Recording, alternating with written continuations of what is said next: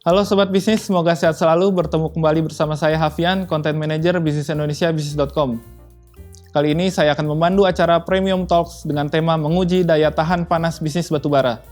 Batubara merupakan salah satu komoditas andalan Indonesia dan permintaannya masih tetap tinggi, walaupun negara-negara memacu energi baru terbarukan termasuk Indonesia. Dari Cina dan India misalnya, sebagai konsumen terbesar batubara, masih meningkatkan permintaannya untuk kebutuhan energi PLTU.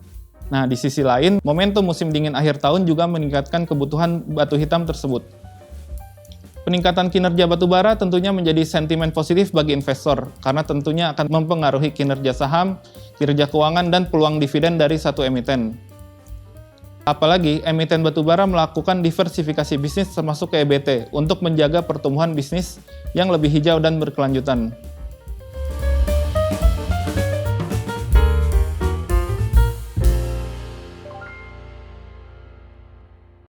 Oke, kali ini Premium Talks dengan tema menguji daya tahan panas bisnis batubara menghadirkan narasumber yang tentunya sudah ahli di bidangnya, yaitu Bapak Henry Tamrin selaku Direktur PT Adaro Indonesia. Beliau berpengalaman selama puluhan tahun di industri batubara. Halo Pak Henry, apa kabar Pak? Sehat selalu Baik, Pak? ya sehat. Ya, terima kasih Pak Hafi. Terima kasih Pak sudah hadir di Premium Market Talks kali ini Pak untuk membahas soal prospek batubara ke depannya Pak. Boleh langsung kita mulai Pak? Silakan. Oke Pak. Oke Pak Henry, bagaimana outlook permintaan batubara memasuki musim dingin 2023? Ya, terima kasih Pak Hafi ya. Memasuki musim dingin tahun ini mungkin berbeda dengan musim dingin tahun lalu ketika negara-negara di Eropa begitu panik ya karena kekurangan suplai batubara maupun gas dari Rusia. Kami melihat bahwa tahun ini musim dingin akan lebih siap karena tentunya mereka melakukan stocking lebih awal, dan ini bisa kita lihat dari stok level yang ada di negara masing-masing pengimpor batubara. Tahun ini kita juga melihat El Nino, fenomena ini juga membuat perubahan iklim, dan musim dingin kali ini lebih mundur dari sebelumnya. Namun demikian, sampai beberapa minggu lalu kami masih melihat adanya permintaan-permintaan pengapalan untuk spot sampai bahkan untuk bulan Desember. Ini menunjukkan bahwa market ini begitu dinamis. Untuk itu, strategi dari kami adalah kami akan terus memantau kondisi pasar, perkembangannya bagaimana, lalu juga memastikan kegiatan operasional masing-masing tambang batubara yang dimiliki oleh perusahaan itu berjalan dengan baik. Dan tentunya kami juga terus memantau peluang-peluang yang ada di pasar untuk kita dapat menangkap peluang yang ada. Kalau ini Pak, tadi kan outlook-nya masih oke Pak ya. Bagaimana dengan tren permintaan nih Pak dari negara-negara tujuan ekspor Adaro sendiri Pak? Mengenai tren, ada beberapa negara tujuan ekspor yang mungkin saya bisa sebutkan di sini. Contohnya China. China mengalami kenaikan import batubara yang mungkin tertinggi dalam sepanjang sejarah mereka. Tahun ini kita perkirakan untuk batubara thermal maupun metalurgi itu totalnya bisa mencapai 440 juta ton. Dan ini angka yang fantastis sekali. Lalu kalau melihat kepada Jepang, Korea, Taiwan yang merupakan negara-negara importir tradisional, kami melihat flat. Ya. India juga mengalami kenaikan import batubara, khususnya metalurgi mungkin sekitar 5-6 juta ton. Dan untuk Eropa kembali akan mengalami penurunan seperti 2 tahun yang lalu. Oke sip. Tadi kan kita udah bicara soal tren musim dingin, kemudian permintaan dari negara importir Adaro sendiri juga ada peningkatan, terutama India dan Cina. Nah sebenarnya harga sampai 2023 gimana nih Pak, sampai akhir tahun? Harga sampai akhir tahun ya, kalau kita melihat kuartal pertama sampai kuartal ketiga tahun ini, harga memang mengalami penurunan. Ya, sepanjang tahun ini kita lihat perdagangan spot di pasar internasional itu mengalami penurunan. Tapi harga saat ini masih harga yang relatif baik dan bisa memberikan margin yang sehat untuk perusahaan. Dari sisi supply demand model yang kita miliki gitu, kita melihat bahwa sampai akhir tahun pasar masih positif, dan kami perkirakan bahwa total seaborne trade yang diperdagangkan di dunia untuk batubara thermal tahun 2023 ini kembali naik 60 juta ton, melebihi 1 miliar ton tahun ini, bahkan kembali kepada masa pre-COVID, hampir sama dengan rekor tahun 2019 waktu itu mencapai 1 miliar 30 juta ton.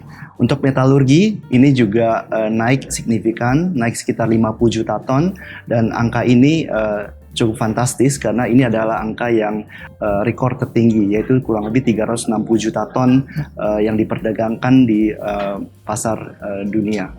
Dan untuk transaksi ke depan, kami melihat sebenarnya transaksi yang sedang berjalan saat ini untuk memenuhi kebutuhan awal tahun 2024, bahkan juga sepanjang tahun 2024. Oke, berarti prospek batubara thermal dan metalurgi sama-sama lagi tumbuh, Pak ya? Ya, kalau bicara tentang prospek, kami melihat bahwa prospeknya ini akan baik. Kita melihat bahwa di banyak negara inflasi sudah makin terkontrol. Dengan demikian maka kita melihat ke depan tentunya akan terjadi pelonggaran dari sisi moneter, dan ini tentunya akan mendorong pertumbuhan ekonomi. Dan yang patut kita perhatikan juga, tahun depan ini tahun yang unik karena lebih dari 50% populasi penduduk dunia akan masuk kepada pemilihan kepala negara di masing-masing negara ya. Lebih dari 50%. Dan bukan ini cuma Indonesia, bukan Indonesia, dan akan mendorong pertumbuhan ekonomi, itu harapannya. Adaro kami percaya secara fundamental untuk jangka panjang baik batubara maupun energi ini tetap kuat ya. Batubara akan menopang pertumbuhan ekonomi di negara-negara Asia khususnya, dan sebagai sumber energi yang handal dan juga ekonomis.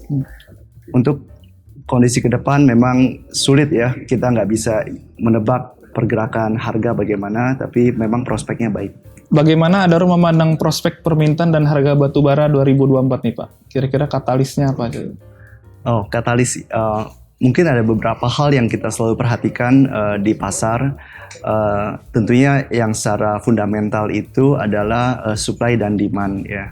Dari sisi demand kami melihat sebenarnya indeks PMI atau Purchasing Managers Index itu sepanjang tahun ini ya, 10 bulan sepanjang tahun ini itu di China itu berkisar antara 49 sampai 51%. Dan ini angka yang cukup baik gitu ya. Dalam arti karena skala dari China itu besar. Lalu India kita lihat secara konsisten itu terus di atas 55%. Ini menunjukkan bahwa ada potensi ke depan ya, pertumbuhan ekonomi akan lebih baik di kedua negara tersebut.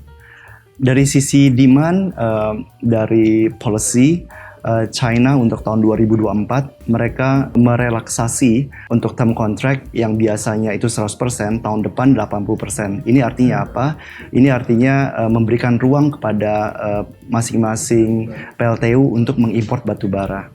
Dan di India itu terakhir kami dengar bahkan sampai memberikan izin blending ya, yang biasanya 4% untuk batu bara impor dinaikkan menjadi 6%, dan ini akan berlaku hingga awal tahun depan. Ini akan juga menunjukkan bahwa India juga membutuhkan impor batu bara yang lebih banyak.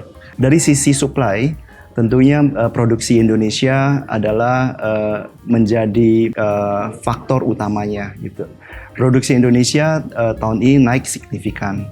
Namun ke depan kami melihat bahwa produksi Indonesia akan lebih banyak dikontrol oleh pemerintah melalui aplikasi yang ada. Saat ini integrasi antara MOMS dan IRKAB ini memungkinkan pemerintah untuk lebih ketat di dalam mengontrol produksi dan penjualan. Dari sisi policy banyak negara kami melihat bahwa kesadaran bahwa energy security menjadi hal yang sangat penting, dan masing-masing negara tentunya mau memastikan bahwa mereka memiliki ketahanan energi dan tentunya lebih fokus pada kebutuhan dari domestik negara masing-masing. Karena tadi Bapak singgung soal PMI, berarti PMI di atas 50 kan artinya ada ekspansi begitu Pak ya, dari Betul. India dan Cina itu. Ya. Oke, siap. Dari Adaro sendiri Pak, bagaimana realisasi produksi batubara sepanjang periode berjalan 2023 nih Pak? Sepanjang tahun ini perusahaan berada di posisi yang baik untuk mencapai target produksi, target perusahaan, dan tentunya ini semua berkat eksekusi yang baik di setiap lini bisnis Adaro. Walaupun kita sebenarnya menghadapi penurunan harga dan juga tekanan biaya karena inflasi, namun bisnis model kami yang terintegrasi mampu mempertahankan kinerja perusahaan. Kami berada di posisi yang baik untuk mencapai target penjualan batubara untuk tahun ini antara 62 sampai 64 juta ton. Oh, artinya itu akan meningkat dari tahun lalu Pak ya? Ya, angka ini meningkat 2 sampai 3 juta ton dibanding tahun lalu. Oh, oke sih. Artinya mungkin penurunan harga di reduksi gitu Pak ya, dengan peningkatan produksi ada peningkatan. Ya. Oke. Oke, sobat bisnis kita lanjut. Bagaimana gambaran strategi Adaro dalam memperluas pelanggan batubara ke depan, Pak? Untuk strategi pemasaran sendiri, kami akan terus memantau perubahan policy yang ada di pasar dan juga kondisi pasar sendiri. Dengan pengalaman lebih dari 30 tahun, Adaro fokus memperkuat portfolio kami, maksudnya customer base kami. Dan juga kami akan fokus untuk mendapatkan kontrak-kontrak yang jangka panjang.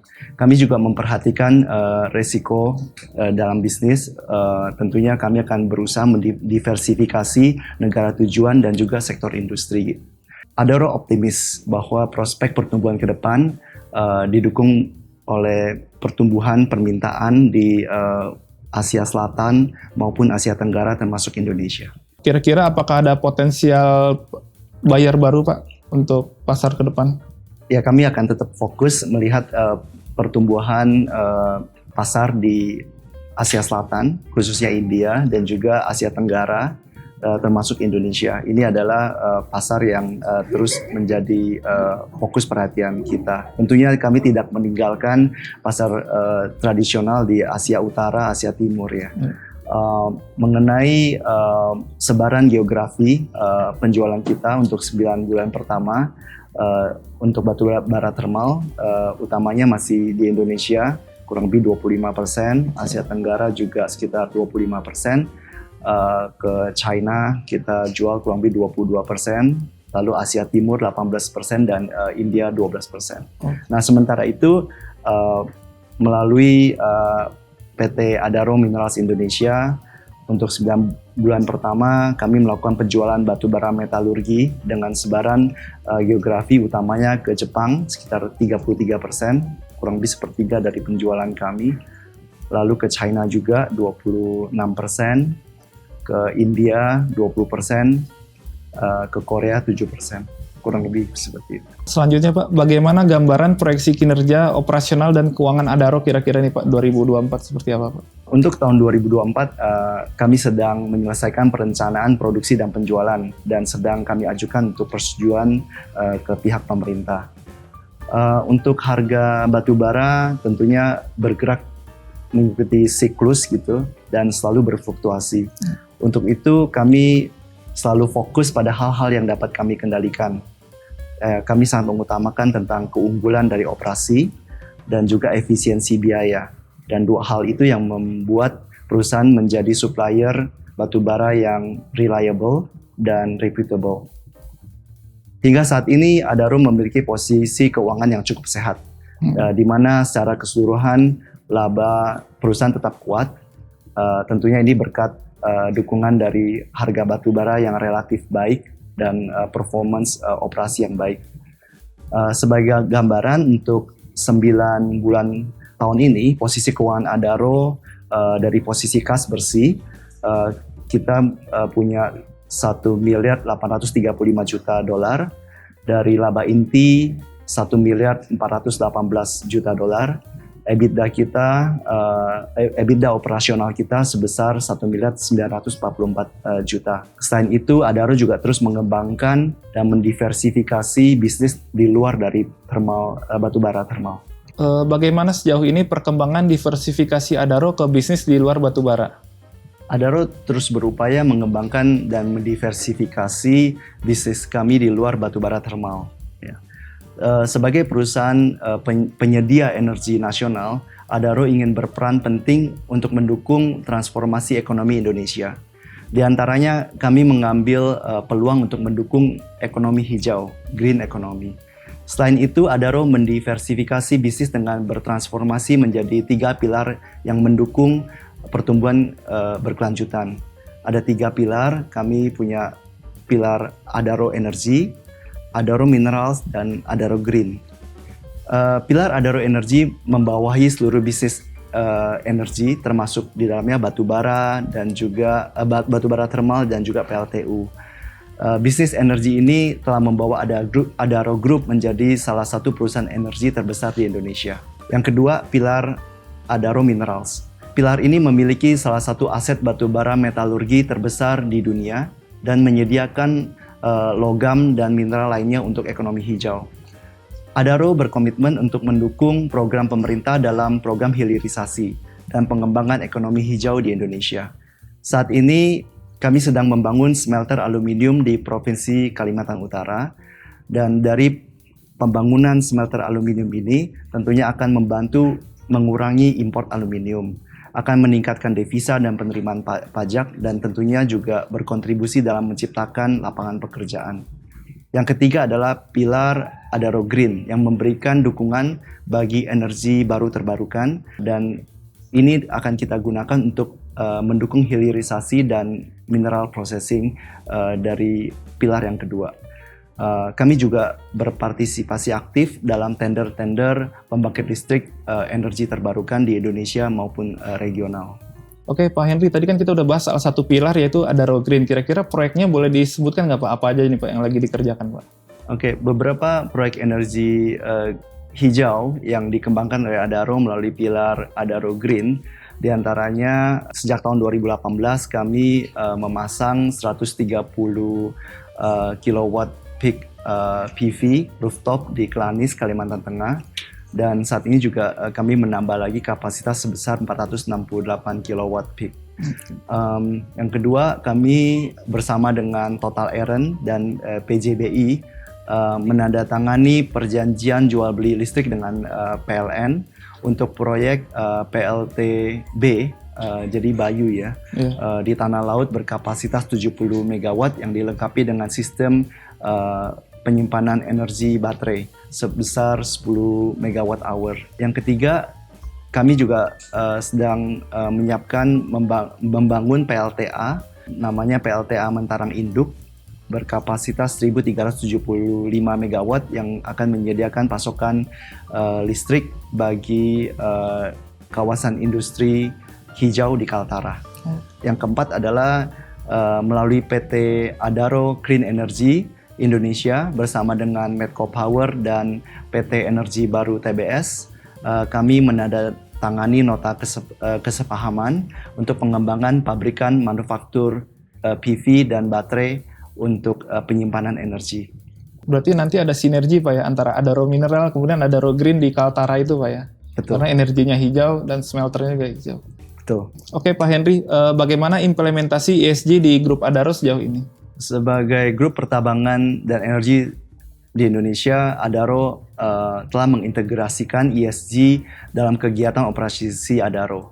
Sejak awal beroperasi, Adaro terus berkomitmen terhadap penerapan prinsip-prinsip good mining practices. Di level grup, Adaro juga telah menerbitkan komitmen pencapaian net zero emission dan upaya-upaya dekarbonisasi. Adaro telah menghitung emisi gas rumah kaca yang dihasilkan dari kegiatan operasional kami, atau biasanya disebut Scope 1 dan juga Scope 2, dan terus melaksanakan berbagai upaya pengurangan emisi gas rumah kaca tersebut. Adaro Indonesia yang adalah tambang batubara terbesar milik Adaro telah menerima proper emas. Proper emas ini diserahkan langsung oleh Bapak Wakil Presiden, dan sebagaimana kita ketahui, proper emas adalah penghargaan tertinggi di bidang lingkungan hidup, dan sudah 5 kali Adaro Indonesia mendapatkannya. Dan yang lain adalah MSCI, badan yang diakui dalam hal ESG dan sustainability, memberikan peringkat ESG dengan penilaian triple B buat Adaro. Oke Pak, bagaimana kontribusi dan pencapaian Adaro sejauh ini dalam hal mengurangi emisi karbon? Kami terus berupaya untuk mengurangi emisi karbon dari bisnis kami. Dalam 1 tahun terakhir kami telah melakukan beberapa pekerjaan besar dalam meletakkan dasar bagi perjalanan pengurangan karbon. Kami telah mengembangkan roadmap bagi 4 anak perusahaan grup Adaro, dan hal-hal lainnya Adaro menjadi pionir di dalam penggunaan biofuel pada aktivitas operasi kami sejak tahun 2013. Saat ini kami telah menggunakan B35.